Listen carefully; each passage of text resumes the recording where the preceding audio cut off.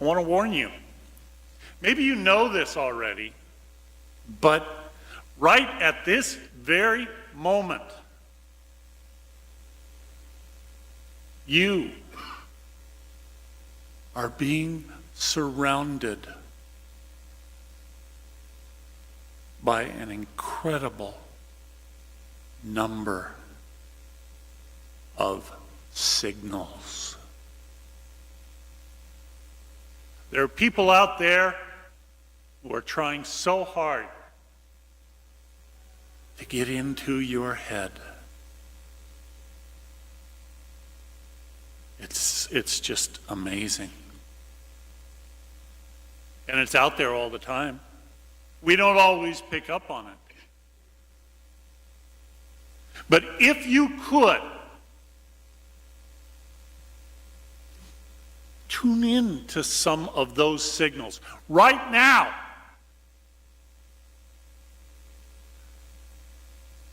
you might be picking up 60 Minutes, or the Giants versus the Denver Broncos, or Guy's Grocery Games, or The Best Thing I Ever Ate, or South Park reruns, or heaven forbid, Keeping Up with the Kardashians, or maybe even a movie. If you had the opportunity, right now, there are signals being beamed to you, through you, for movies like I, Frankenstein, Psycho-in-Law, Unwritten Obsession, Horror of Dracula, Harry Potter and the Deathly Hallows, Part 1, right now. Or, worst of all, to even try and conceive that this would be happening to us. You could be tuning in to the Cubs versus the Dodgers.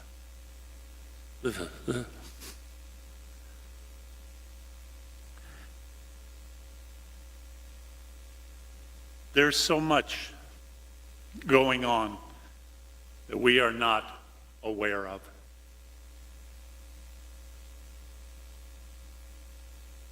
But when we do tune in, let's say when we do turn the TV on, we're not creating something new. We're simply tuning in, bringing into focus the signals that are already out there.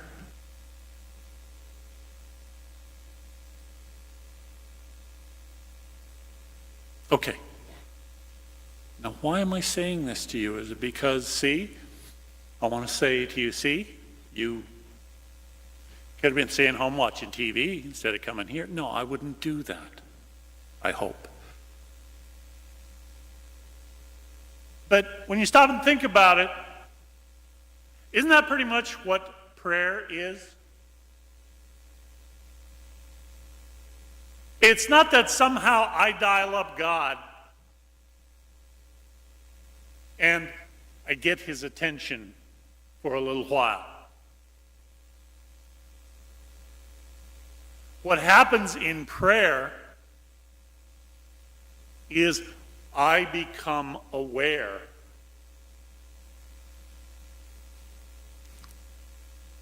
that God is already communicating with me. God is already speaking his love. And it's constant and it's ongoing. And the problem is, we forget to tune in.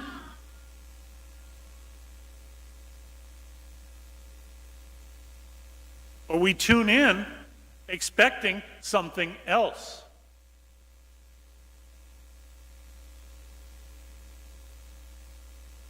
Prayer. Prayer is not asking things of God, but rather receiving what he wants to give you. Prayer is not being heard by God, but rather hearing God praying to you. Have you ever considered that concept before? God is praying to us. What is prayer? Well, if it is communication, if it is a bond of love, then yeah.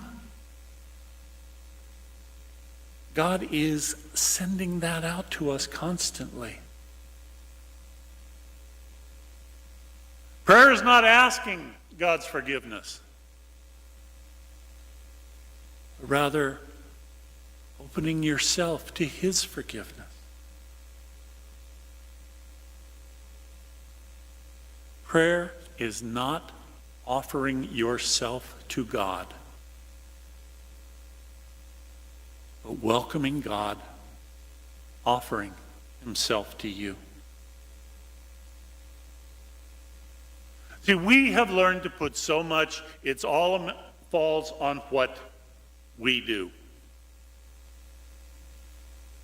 I have to say these prayers. I have to go through these rituals. And then God will hear me. God will pay attention to me. No.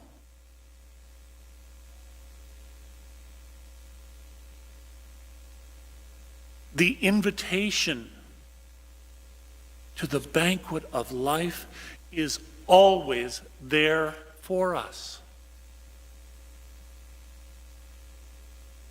It's just that sometimes, like those who were invited in the story, that's not that big a deal. I've got other things. I don't like who else is going to be there. I want to see what's on another channel.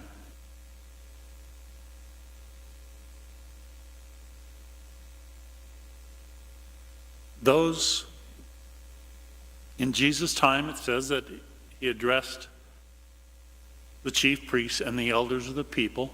So He was speaking to the people that prided themselves on being very religious, on doing all of the things right. And He said to them, you are being invited to something amazing. We all are. But you have insisted on it being your own way. So you have turned down God's invitation to a fuller life, to greater joy, because you've insisted on holding on to your own stiff, narrow religious outlook. So if you won't accept God's invitation, there are plenty of others that will. It's open to everyone.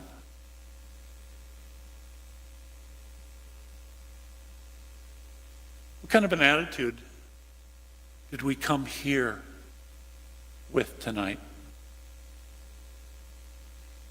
Was it, as I said at the beginning of Mass? Okay. Another Sunday night, another Mass there. I've fulfilled my requirement. I've set my example.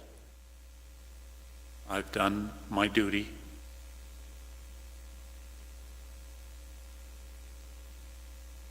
Or did we come truly remembering that this is a time of worship, a time of connecting with God in a special way,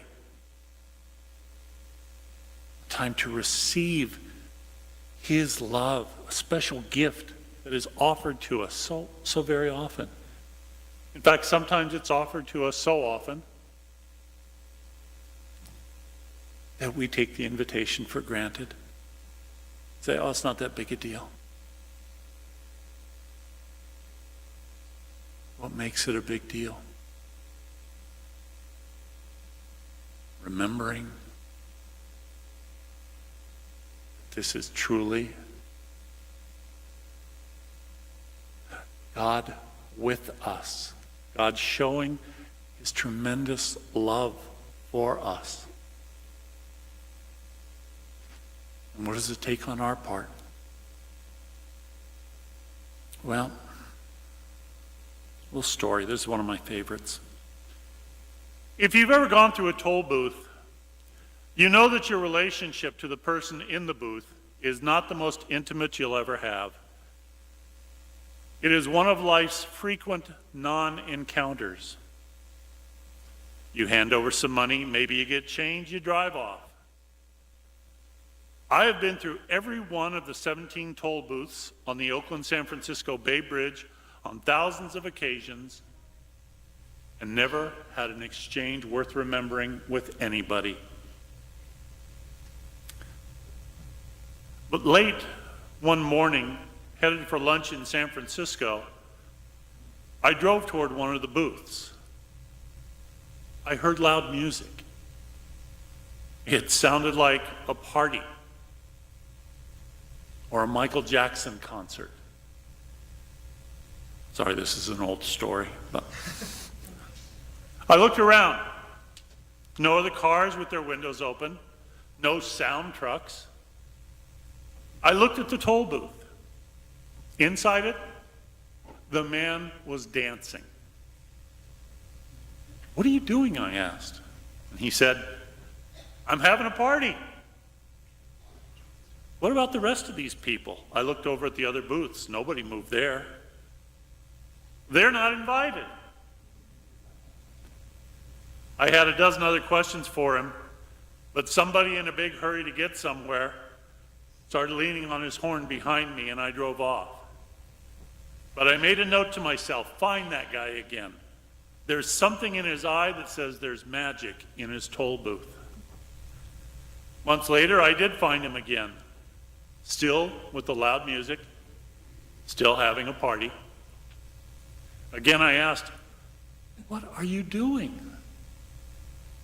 He said, "Hey, I remember you from last time." "I'm still dancing. I'm still having the same party." I said, "Well, look, what about the rest of these people?" And he said, "Okay, hold it. What do those look like to you?" He pointed down the row of toll booths. "They look like toll booths." "Brother, you got no imagination." I said, "Okay, I give up. What do they look like to you?" And he said, "Vertical coffins." "What are you talking about?" He said, "I can prove it.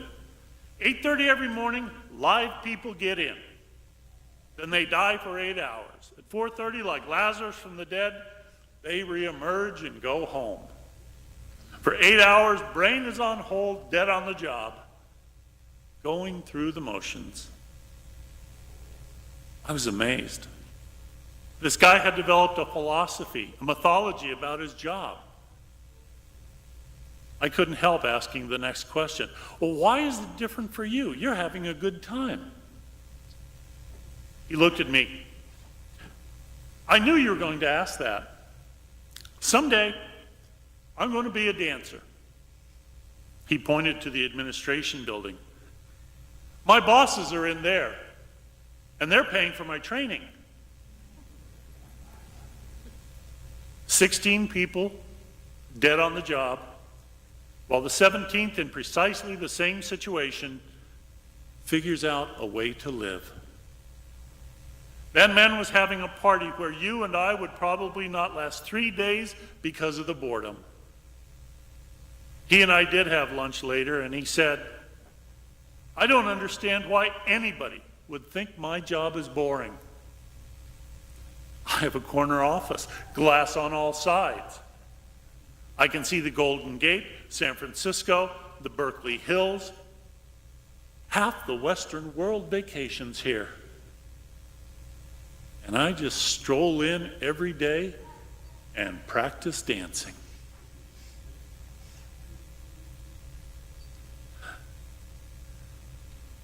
The invitation to life, to joy, to communion is always there for us. Maybe from time to time, when we come to Mass, we need to bring some imagination.